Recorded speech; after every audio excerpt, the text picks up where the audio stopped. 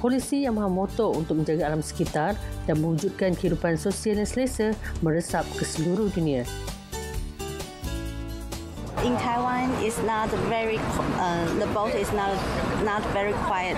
So, I take Yamaha's boats.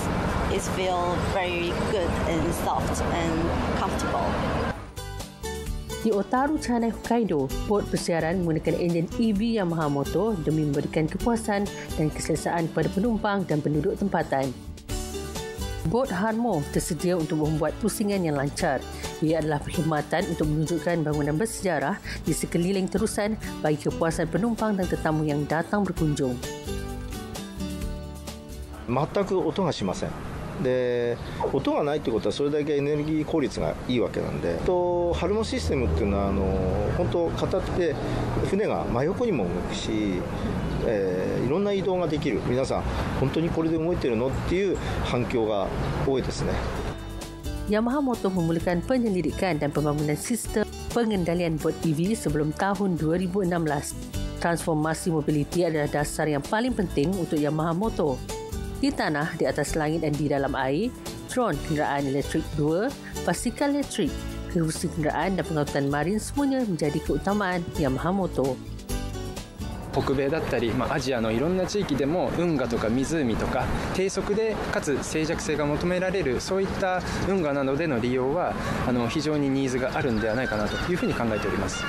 低速で走るというところにはですね、電動化の船外機というのは非常にニーズがありますので、マリンの製品においてもですね、電動化を進めてより環境に優しい製品作り、モビリティの在り方というのを模索していきたいなというふうに考えております。 Merealisasikan persekitaran yang tenang dan bersih di terusan ini adalah satu-satunya matlamat Yamaha Moto. Acara musim panas yang besar di bandar Yokohama, Jepun telah dimeriahkan lagi dengan kehadiran kumpulan Pokemon Pikachu. Bandar Yokohama telah dipenuhi dengan Pokemon Pikachu pada bulan Ogos. Banyak tarian dan persembahan Pikachu diadakan untuk menarik perhatian pengunjung dan penonton. Pada tahun ini, kejohanan dunia Pokemon diadakan. Kejohanan ini disokong oleh pentadbiran kerajaan tempatan bandar Yokohama. Ia termasuk acara perarakan Pokemon dan Pikachu, permainan kad Pokemon, Pokemon Go dan persatuan Pokemon untuk mencalonkan juara dunia. Kejohanan dunia turut pernah diadakan di Amerika Syarikat dan United Kingdom. Pada tahun ini, Jepun mengaluk-alukan penganjuran acara ini. Perarakan Pikachu dengan tarian yang menarik diadakan berhampiran Museum Yokohama. Ramai kanak-kanak dan keluarga teruja untuk bertemu dengan Pikachu sebenar. Penonton termasuk bukan sahaja kanak-kanak dan ibu bapa, dan turut dimeriahkan lagi dengan kehadiran ramai pelancong asing.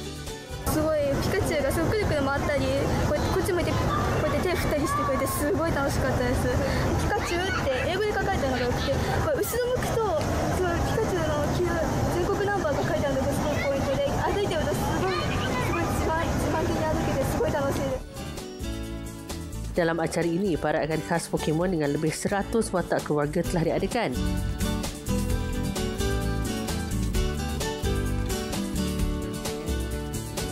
Ramai peminat Pokemon berkumpul untuk mengambil gambar dan bersorak di laluan jalan di Yokohama. I really enjoyed how energetic the Pikachu were in the march. Like they would turn around and go to the kids. That was really fun. I think it was a really cool event. I was happy I was here.